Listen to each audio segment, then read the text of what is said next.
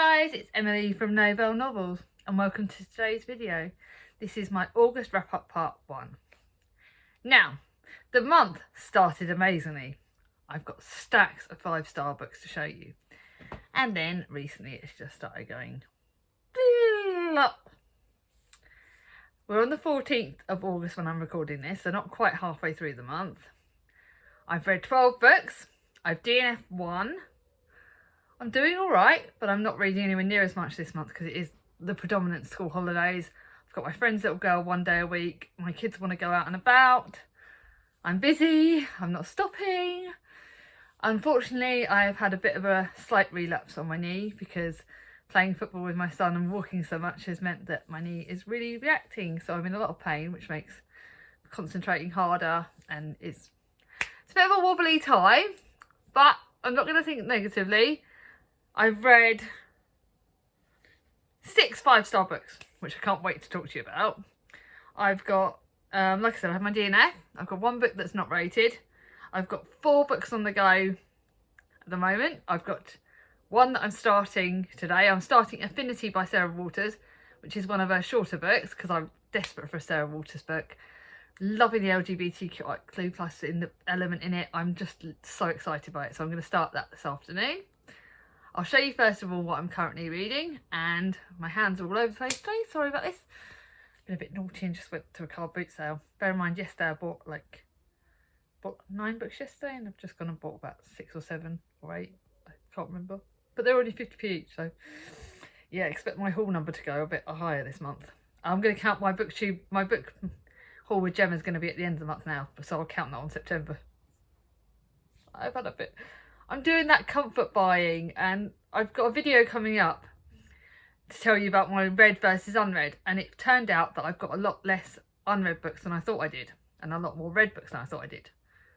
So maybe that's kind of why I've excused myself and bought a few extras. So you know what, you'll look forward to my September haul. That'll be fun for you. That'll make you smile. Anyway, enough of me rambling as always. I've done 2 minutes of rambling. Whoopsie. So currently started this month, the Small House of Allington. I'm sorry guys, on the group thingy I'm not very chatty. I'm not bonding with it. I haven't really connected at all with this. We've got Lily Dale, Trollope's most admired heroine, who does seem really nice.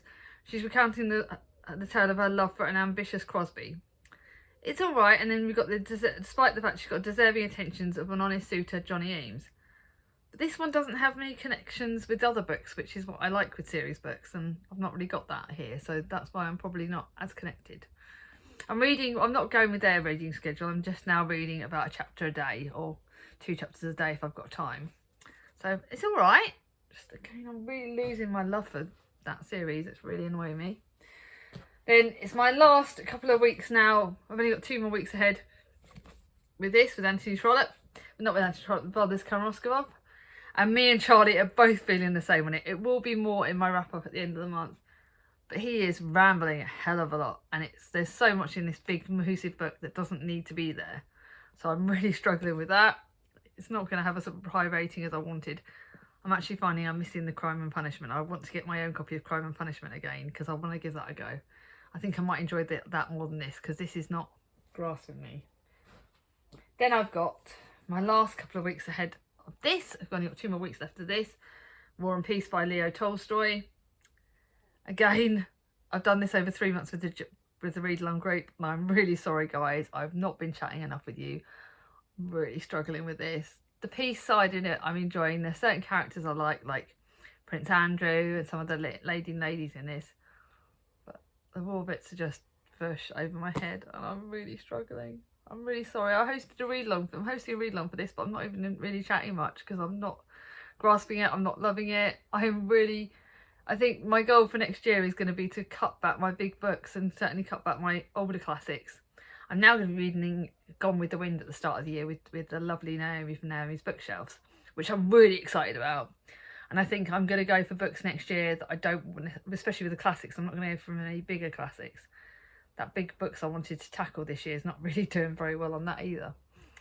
But, you know, I'm going to push past it. I'm going to crack on. I've learned that certain big books just aren't for me, and this one's really not being for me.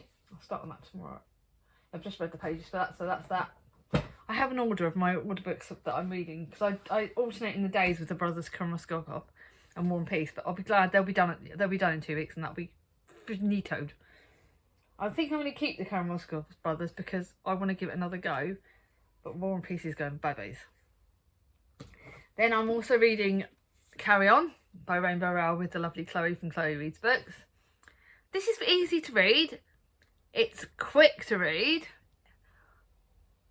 but I am having to be very careful how I word this because there are a lot of similarities between this and that infamous book series that we do not talk about by J.K. Dillett. There are a lot of similarities between that, and I'm finding myself comparing a lot of that. But it's kind of similarities with that, but you've got the LGBTQI plus romance bit in it, a bit more feistiness. It's like all packed into one book, so it is fun. It's like basically trying to think how I can best describe this. One of her books is connected to this. Fangirl is connected to this. So the characters that in like the comic book series that one of the girls reads in Fangirl is in this. And it is good. Simon Snow is the worst chosen one who's ever been chosen. That's what his roommate Baz says. And Baz might be an evil and a vampire, but in a complete git, but he's probably right. I am enjoying it the more I read, and I'm comparing less, but I just am aware of the similarities, so I'm finding that sort of like tarring it a little bit. About halfway through this. I'm enjoying it. It's very quick and easy to read, so that's my next bit that I'll be reading once I've got off the video for you guys. Then the last one I'm reading is a book that I found in the library. This is on my Amazon wishlist, and I actually found this in the library. And I started reading this late last night, and it's only not even 300 pages, so I should fly through this in the next day or so. It is about a girl with CF, and I think the boy's got a CF as well, cystic fibrosis. Stella Grant likes to be in control, even though her totally out of control lungs have sent her in and out of hospital most of her life. What Stella needs needs to control most is a distance from anyone or anything that may pass on infection and jeopardise the possibility of a lung transplant. 6 feet apart, no exceptions. The only thing that Will Newman wants is to be in control of getting out of hospital. In 1 week he'll turn 18. It means he can unplug himself from the machines and eventually go and see the world. They should stay apart from each other, but the 6 feet doesn't feel like safety. It feels like a punishment. So I'm really looking forward to this. I know this could make me cry. It probably will make me cry. But it was on my Amazon wish list, and I thought, let's read it. If I love it and I want my own copy of it, I can buy it myself, or I just take it off the Amazon wish list. So at least I'll know now. So cracking on with that. So that's going there because I'm reading that tonight. I like to read sort of like the easier books. Well, I'm saying easier, like the contemporaries and that at bedtime. So that could be emotional at bedtime. Now let's go on about the books that I've got. So my first one that isn't rated was one I was recommended by the lovely Nikki from Red Dot Reads, Lady in Waiting. I didn't think I could rate this because it is non-fiction. I decided a lot of my non-fiction won't be rated. And this is about the lady Anne Glencoma, who was lady in waiting to Princess Margaret and maid of honour on the Queen's coronation and a former lady in waiting. And this is her story of her life. We've got some great pictures. This lady went through hell. Like, it's so... I'm finding obviously the references to the royal family. It's very knowledgeable and it's very interesting and very factual, and I'm really grateful for that. But the poor things this lady went through in her own life outside of the royal family, she's had a really hard time. And this is a book that really gets you thinking about how lucky we are in this day and age. Because now she's like 90 in her 80s, 90s, and you know, she had a really tough time. You think some of the things that she went through, it's amazing. And connected to the royal family, I found it quite interesting. It's good to hear about other people of the royal family. It's good to hear about the softer side of the Queen and like the Queen Mother. And I loved it. I really enjoyed this. Really thoroughly loved it. It's going to the charity shop because I think other people need to read it. I'm just realising I need to make room on my bed because I need to make some decisions. Now, the flop of the month, I might even say, oh, my DNF was Last Letter to Istanbul. Sorry, Ben, I had to DNF it because it just wasn't for me.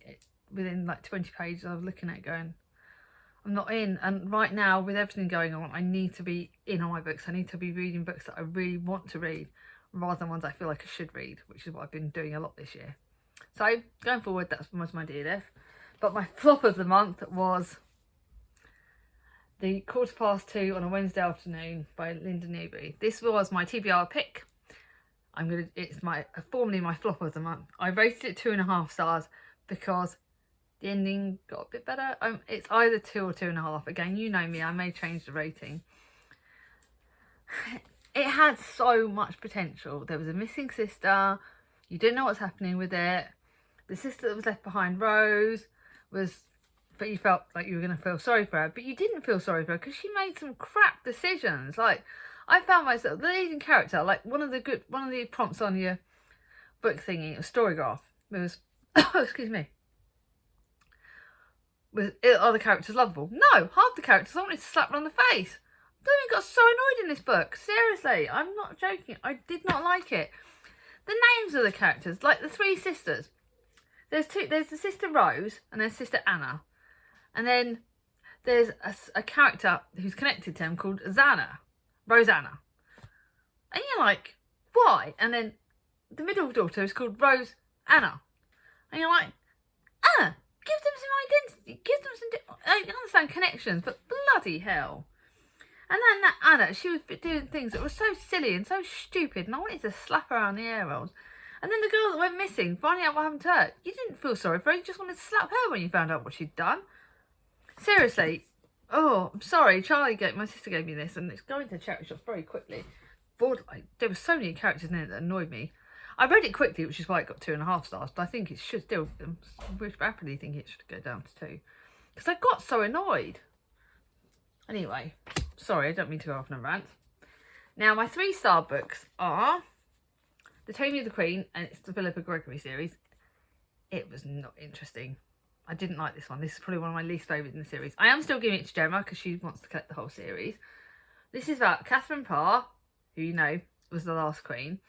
Catherine Parr has no choice when King Henry VIII wants to marry her. And she's buried 4 wives and commands her to marry him. As a young widow with a secret lover, Catherine knows full well the dangers she faces.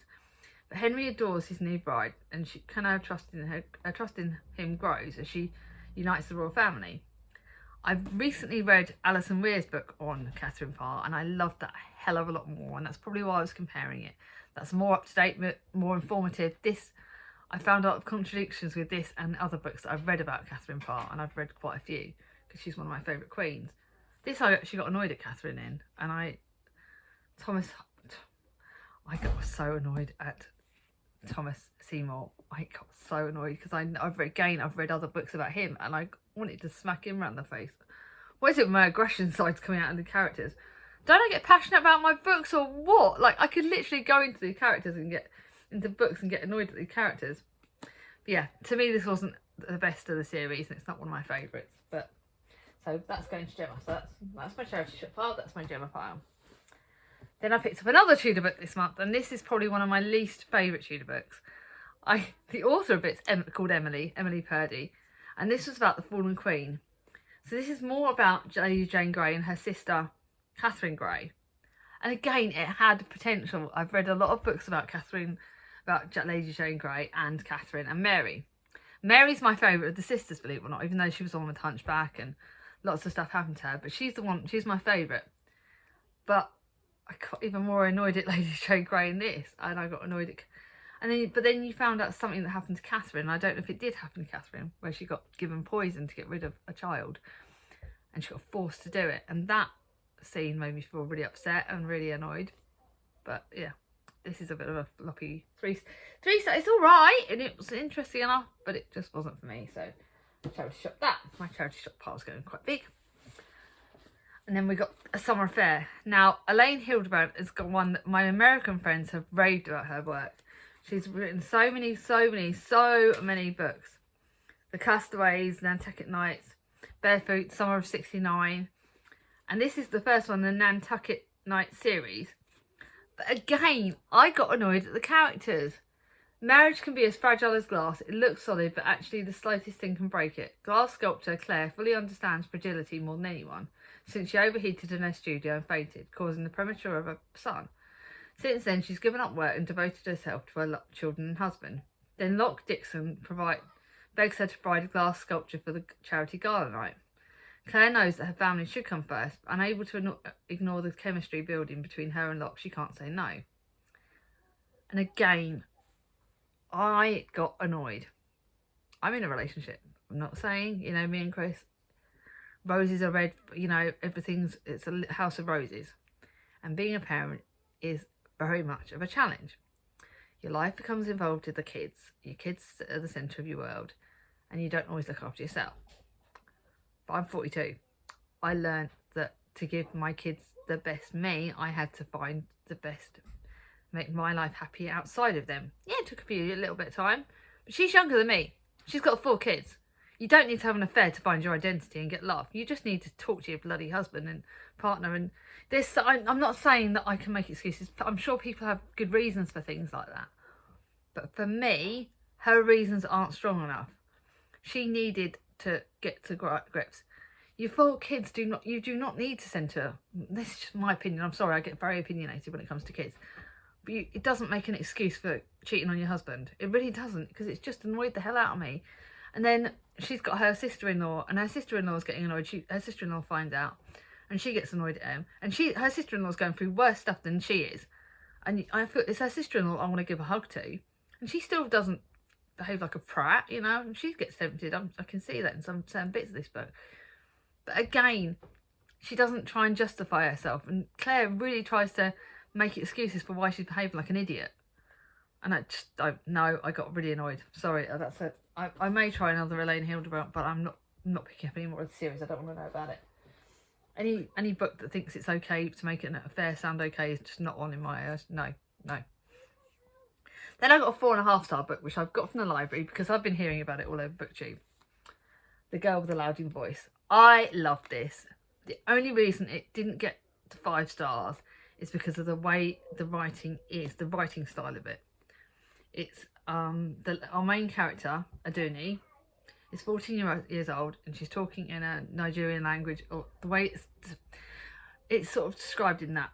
And I love the point of this book. This is a 14-year-old girl who wants her voice. She doesn't want to be downtrodden. She doesn't want to do what she's told to do.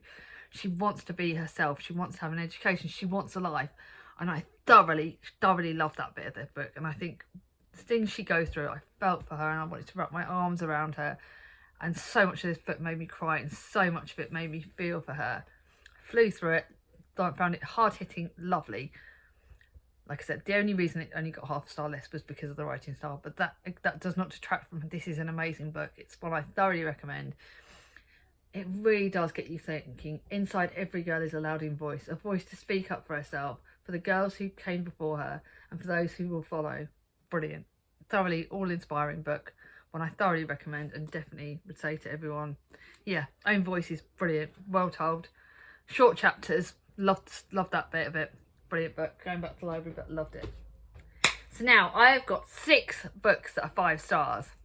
Can you predict my favourite? I'm saying can you predict it, but you all know me too well. Come off it. I think you're going to predict it straight away. So the first book I read, the one you guys know I was excited about, no hints at all, is Someone I Used to Know by Paige Toon. Yeah, amazing. Not only do you have an author who is my favourite author in the whole wide world. I love Bridget Kavanagh, who's another favourite, but my favourite contemporary author, my favourite author who will always live in my heart, a lady that I speak to on Instagram chat. She is one of the loveliest people in the world. This book gave me every vibe that I wanted. I will say one thing, I'm dropping hints to my sister Charlie next year. If someone wants to ever buy me a gift, if I ever got my own signed copy of one of her works, it would be amazing because it'd be a gift from God. It would just be the best. I love this book. This book is based on a family who fostered. And the daughter in this is the biological daughter of a family that fostered. And she's the prime character in this. At 15, George is a foster brother Leah never asked for. As the angry, troubled boy struggles to come to terms with his circumstances, Leah finds herself drawn to him. And that's in the then. This is in the then. Theo has mysteriously left the boarding school and is now at a local state school with Leah and George. When their worlds collide that summer, the 3 teenagers form a bond they will believe will be unbreakable. So that's one of the timelines. And then now, shocking news brings Leah back to Yorkshire, baby daughter in tow. But Emily's, but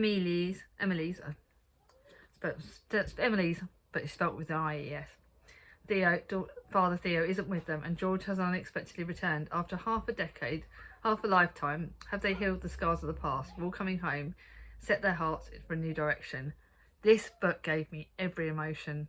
I cried so much in this book, and I mean, there was one scene in this that I read at bedtime, and I sobbed my literal heart. And you know me, I know I'm a soppy git, but I sobbed my hardest in this book. And it's one, if you want to pick up. I thought Paige Toon couldn't get much better with her last book. This is topped it, and that's saying something. This is absolutely all the feelings. It takes in foster care. It's a diverse book because you've got characters with a disabled, LGBTQ plus characters, foster families that are not your blood families, love, true love, family bonds, sisters, brothers, kids, everything. I love this. I don't know. I almost want to put. I don't know where to store this because it's just so special to me. Loved it. And yeah, check Paige Toon out. She's brilliant. Then I got The Forgotten Gardens by Kate Morton, and this is a Kate Morton book that I'm going to keep. Don't know where the bloody hell I'm going to put it. I think it might have to go downstairs in my random section because it's. No, actually, no, it isn't. I'm going to put it up there. I'm going to put it up there because it's brilliant and I want it on show. But it is Kate Morton's. I thought The Lake House by Kate Morton was her best book. This gets all the feelings. It is absolutely friggin' it's an amazing book. Actually, no, downstairs. I will find where I want to put it, but it's just amazing. We've got 3 timelines: 1913, 1975, 2005. If any of my BookTube friends that live near me want to borrow this, I would love this. Gemma, if you want to borrow it, let me know. It's on the eve of the First World War. A little girl is found abandoned after a grueling ocean voyage from England to Australia. All she can remember of the journey is a mysterious woman she calls the authoress has promised to look after her, but the authoress has vanished without trace. 1975. Now an old lady, Nell, travels to England to discover the truth about her parentage.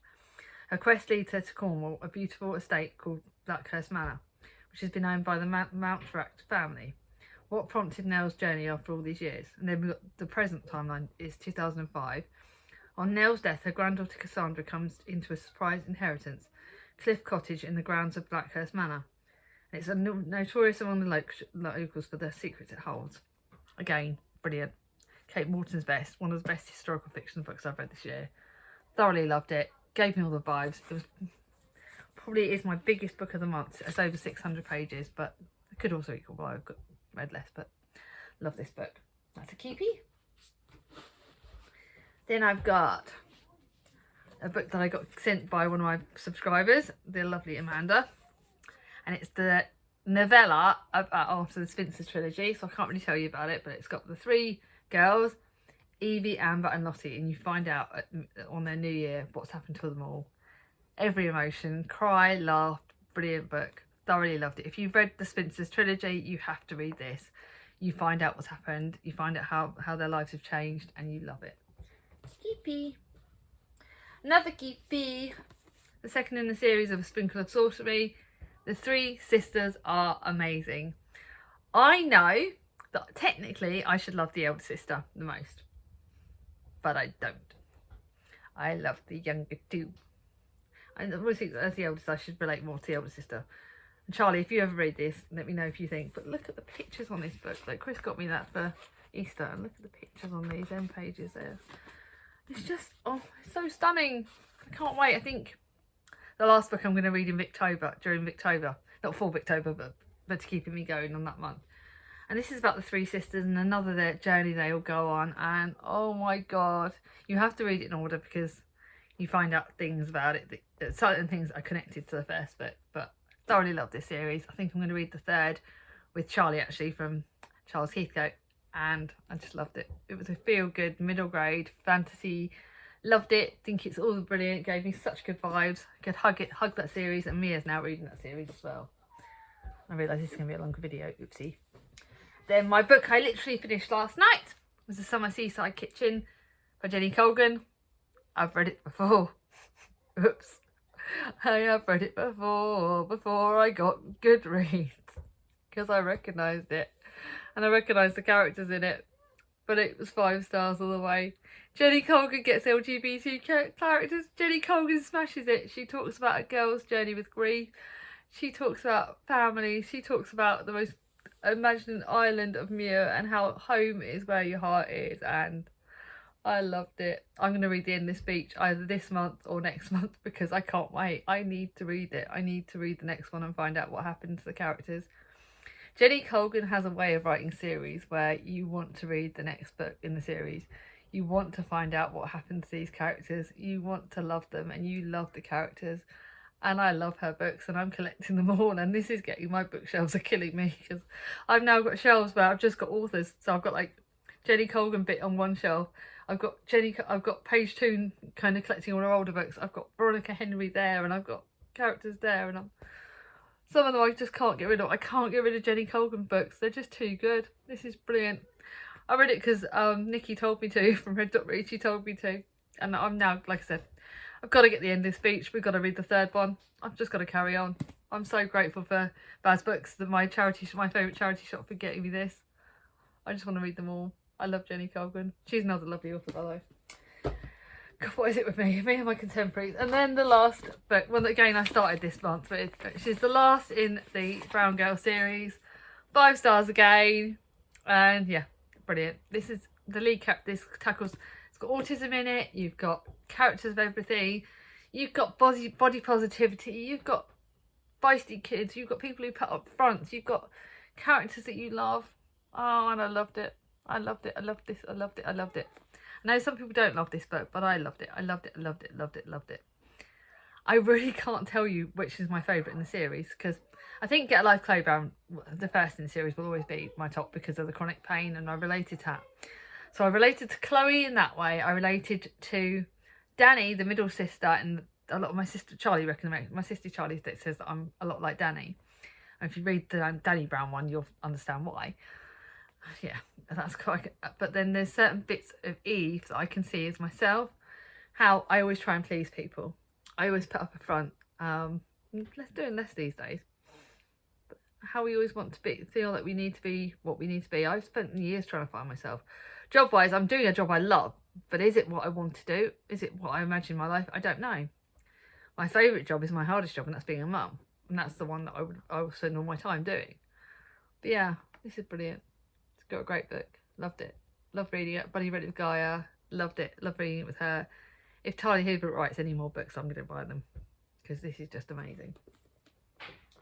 So go on, guys. What do you think? Did you guess what my favourite book of the month was? It was obvious. This is going on my favourites of the year. Never want to let... all these books are keepies. I've got to find room in my shelves for them and for other books. But I've had a good month. Like I said, 6 5 stars is pretty good already. And I've got at least 2 or 3 on my shelves that I know are going to be 5 stars as well. So that number's going to grow.